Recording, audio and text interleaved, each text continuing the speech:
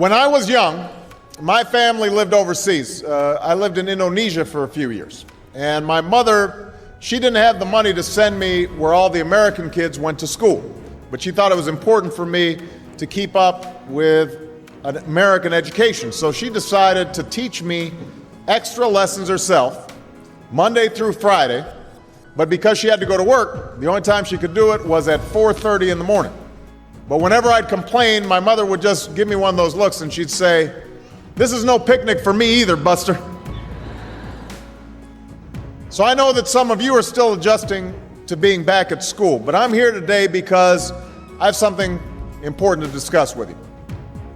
My father left my family when I was 2 years old, and I was raised by a single mom who had to work and who struggled at times to pay the bills and wasn't always able to give us the things that other kids had. There were times when I missed having a father in my life. There were times when I was lonely and I felt like I didn't fit in. So I wasn't always as focused as I should have been on school. And I did some things that I'm not proud of. And I got in more trouble than I should have. And my life could have easily taken a turn for the worse. But I was lucky. I got a lot of second chances. And I had the opportunity to go to college and law school and follow my dreams. My wife, our First Lady, Michelle Obama, she has a similar story. Neither of her parents had gone to college, and they didn't have a lot of money. But they worked hard, and she worked hard so that she could go to the best schools in this country. But some of you might not have those advantages. Maybe you don't have adults in your life who give you the support that you need. Maybe someone in your family has lost their job, and there's not enough money to go around. Maybe you live in a neighborhood where you don't feel safe, or have friends who are pressuring you to do things you know aren't right. Maybe you could be a great writer, maybe even good enough to write a book or articles in a newspaper, but you might not know it until you write that English paper, that English class paper that's assigned to you.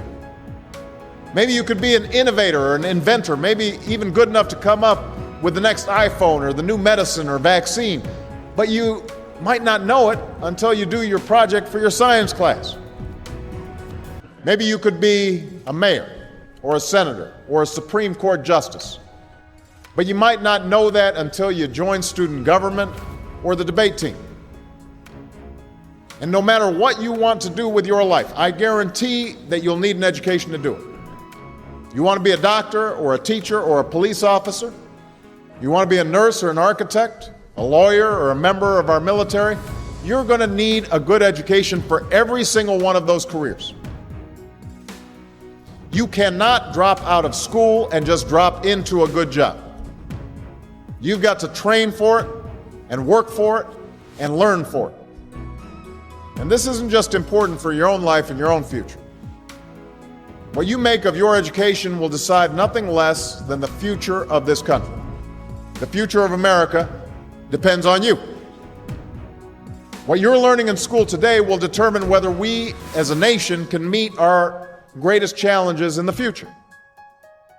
You'll need the knowledge and problem-solving skills you learn in science and math to cure diseases like cancer and AIDS, and to develop new energy technologies and protect our environment.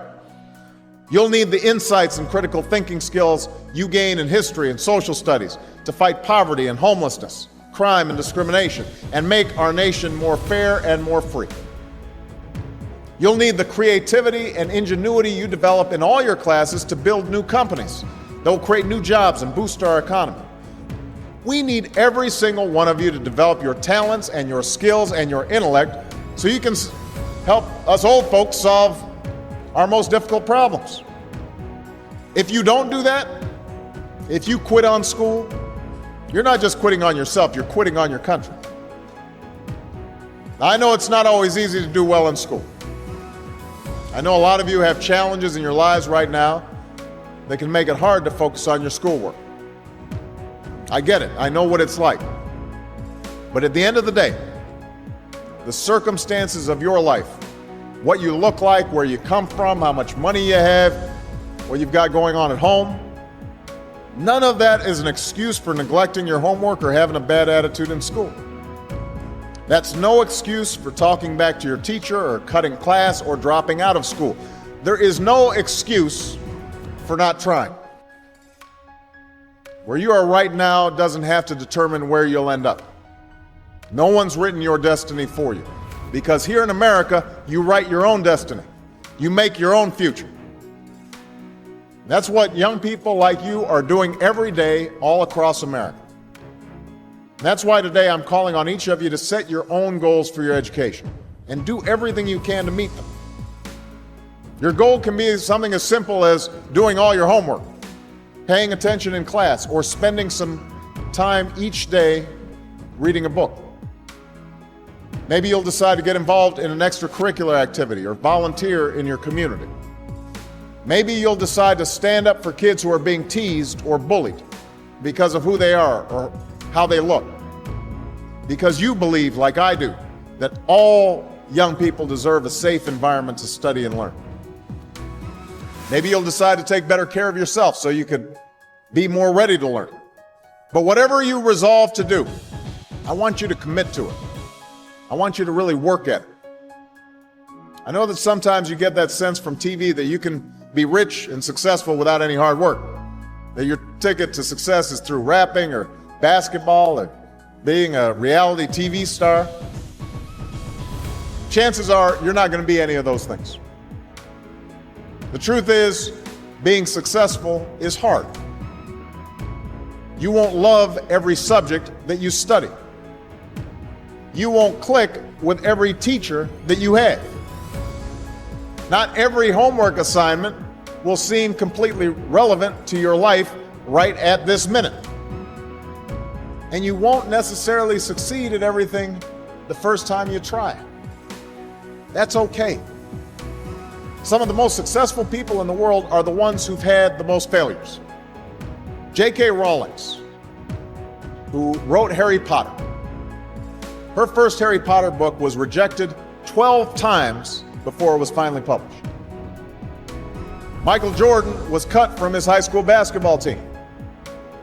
He lost hundreds of games and missed thousands of shots during his career. But he once said, "I have failed over and over and over again in my life, and that's why I succeed." These people succeeded because they understood that you can't let your failures define you. You have to let your failures teach you. You have to let them show you what to do differently the next time. So if you get into trouble, that doesn't mean you're a troublemaker. It means you need to try harder to act right. If you get a bad grade, that doesn't mean you're stupid. It just means you need to spend more time studying. No one's born being good at all things. You become good at things through hard work. You're not a varsity athlete the first time you play a new sport. You don't hit every note the first time you sing a song. You've got to practice. The same principle applies to your schoolwork. You might have to do a math problem a few times before you get it right. You might have to read something a few times before you understand it. You definitely have to do a few drafts of a paper before it's good enough to hand in. Don't be afraid to ask questions. Don't be afraid to ask for help when you need it. I do that every day. Asking for help isn't a sign of weakness, it's a sign of strength, because it shows you have the courage to admit when you don't know something, and that then allows you to learn something new. So find an adult that you trust, a parent, a grandparent, or a teacher, a coach, or a counselor, and ask them to help you stay on track to meet your goals.